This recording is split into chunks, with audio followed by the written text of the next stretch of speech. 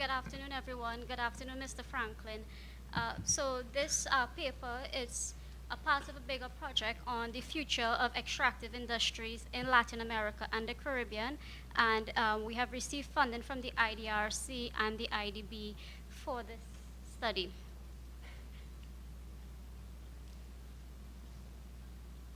Yeah, so most of the findings are in line with what would have been said throughout the course of today, but specifically for oil and gas service providers in Trinidad and Tobago.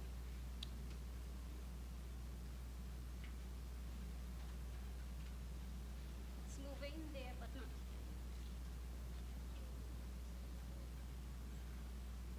Right. So as we all know, Trinidad and Tobago has a first-class oil and gas sector, which is over 100 years old, one of the oldest in the world. We all know these figures. Our growth has been led by the oil and gas sector.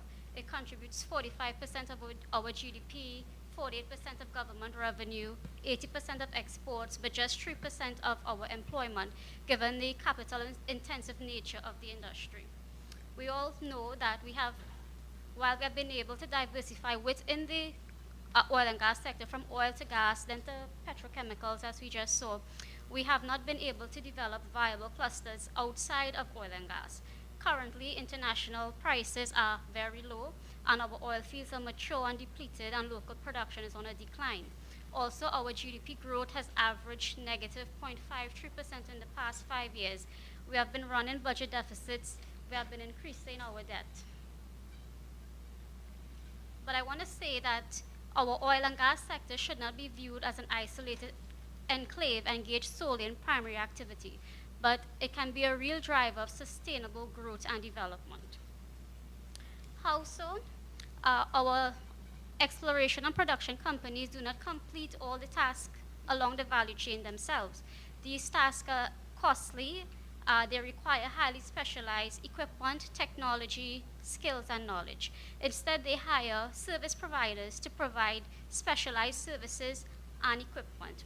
This has led to vertically integrated value chains being redesigned in our oil and gas sector, new production paths being created through ICT, outsourcing and contracting, and leading to the emergence of our oil and gas services sector. The empirical evidence from our developed natural resource countries show that our natural resources can lead to sustainable growth, and these KIPS firms, as we call them, play a key role here. Also, internationally, the oil and gas services market is large and growing. So who are these KIPS firms, and what role do they play or can play? KIPS firms serve the demands of other firms. In the case of oil and gas, they would serve the demands of exploration and production companies. They can provide scientific and technological knowledge, or they can provide professional services.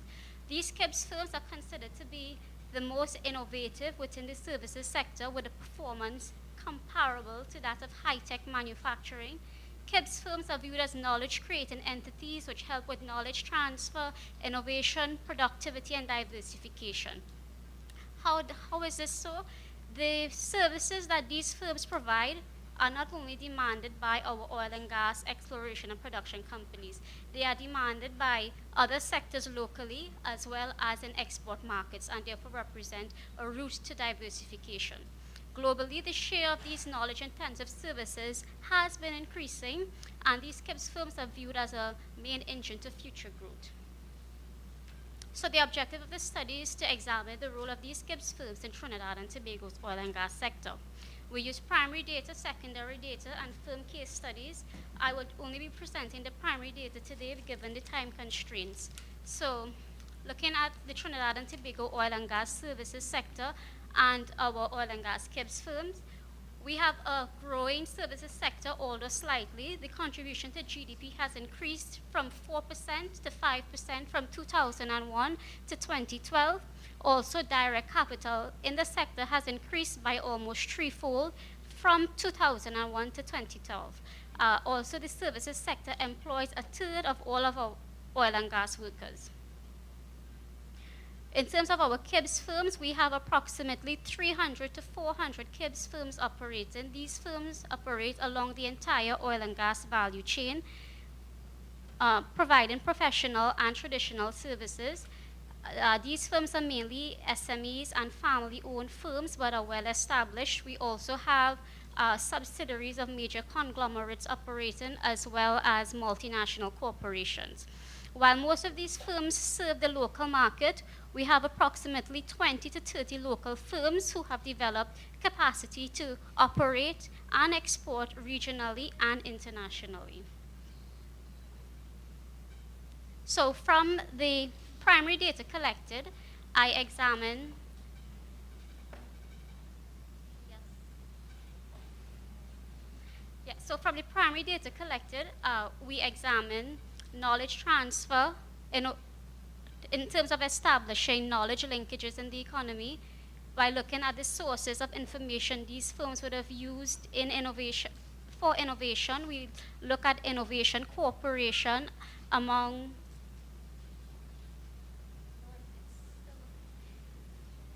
We look at innovation cooperation in terms of who these firms cooperate with for innovation, and we look at actual innovation. And what my graph would have shown, um, so we surveyed these firms, and for all the respondents, as well as our product and process innovators, these would have been firms that introduced a new or significantly improved product or process in the past 5 years. In terms of knowledge transfer, we have 4 categories of knowledge. Internal knowledge, that is firms using knowledge within itself. Market sources, which would have been customers, suppliers, consultants, competitors. Public sector sources, our universities and government research institutions. And other external sources, which would have been journals, conferences, industry associations. And what we see in terms of these KIBs using information sources, market sources followed closely by other external sources would have been the main use of knowledge for innovation.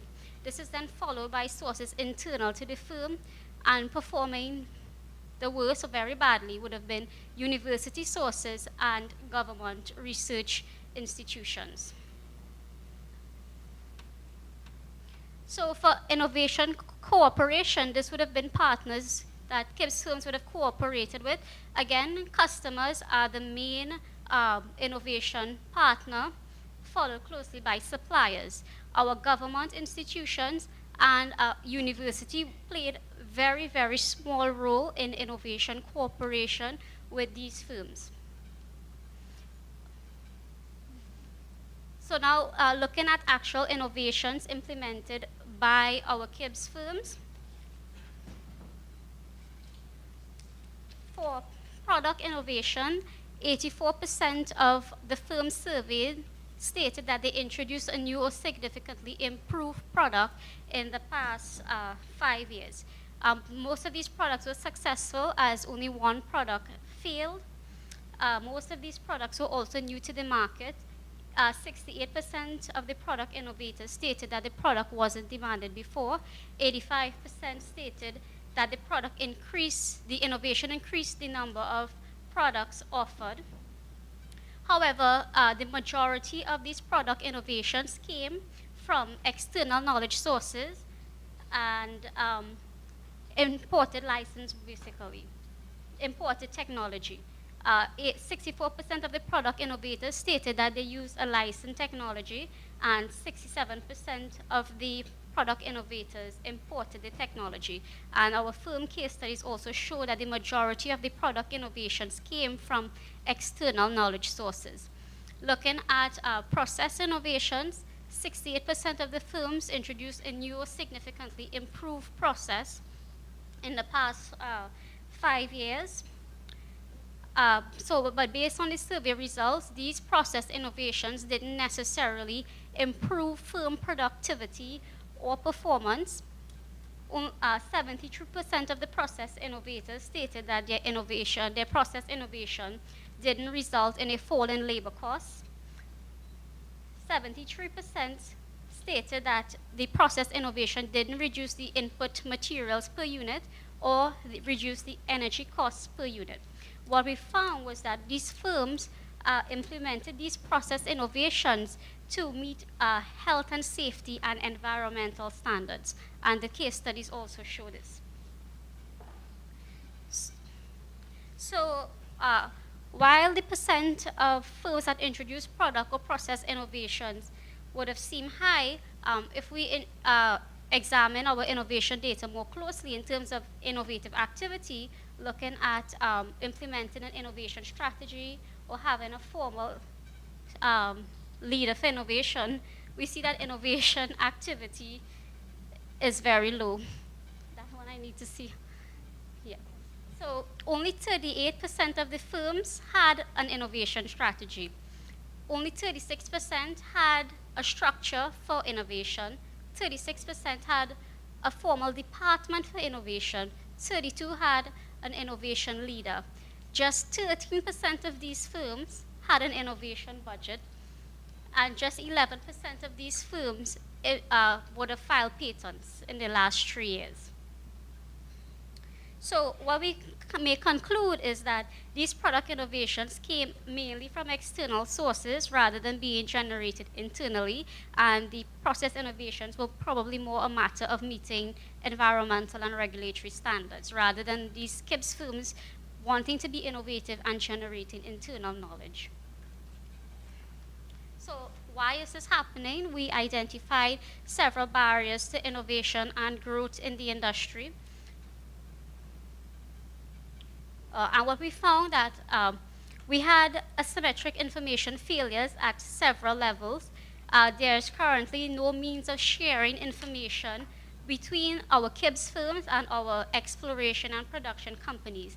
This then leads to a mismatch in the services being demanded and the services being provided, which in turn reduces investment decisions. There's also no platform for dialogue among all the industry stakeholders, including the government, universities, business chambers, and the firms. And this is important for crafting a national strategy to grow the industry. We keep complaining the university is not playing a role. There is no formal platform for collaboration between these institutions and our university and other government research institutions. Also, while our government has invested significant resources in training from the graduate to the technical to craft level, KIBS firms complain that a major barrier in the industry would have been finding persons with certain specific skills. So there is a mismatch in the training we are providing and in terms of the skills that the industry is demanding. Also, there's limited access to finance for these firms for innovation, both from the private sector as well as public sector sources. All the firms that introduced an innovation would have used internal funds. The local KIBS firms also complain that they face a high level of international competition, which I don't view to be bad at all. They said that our local content policy has been ineffective. For instance, we have no dedicated resources to monitor implementation and measure targets. Lastly, the fall in oil and gas prices and production would obviously reduce the demand for services, thereby affecting their revenue negatively. So how do we go forward, and what do we do, and what has been done in other countries? Development of a coordinated national innovation policy. This would help with all the asymmetric information problems. So we have coordination of all actors in the industry. So in Chile, there's the World Class Mining Suppliers Program. It's basically a competition led by BHP Billiton and their national copper company.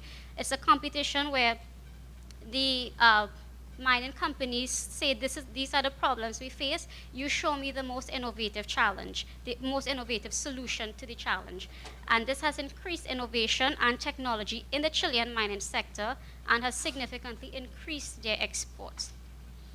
So increasing the supply of knowledge and technology and making funds available for innovation.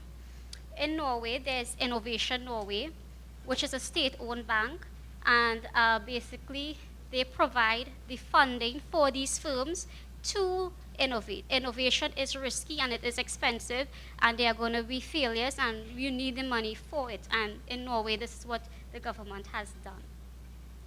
Technology transfer and adaptation. is very important because most of our um, innovation is being generated externally. In terms of our human capital development and the mismatch, again, in Norway, the Norwegian Offshore Drilling Engineering Competence Center basically provides industry-specific training to these KIBS firms by identifying the gaps that exist and then making these skills available. Lastly, enhancing export capabilities and promoting oil and gas services. Another example from Norway, the Norwegian Oil and Gas Partners, they go out as a private public sector partnership internationally, identify the opportunities that exist, go back home, work with their KIBS firms who has the right experience, the right knowledge, and take them to that location to set up business. Thank you.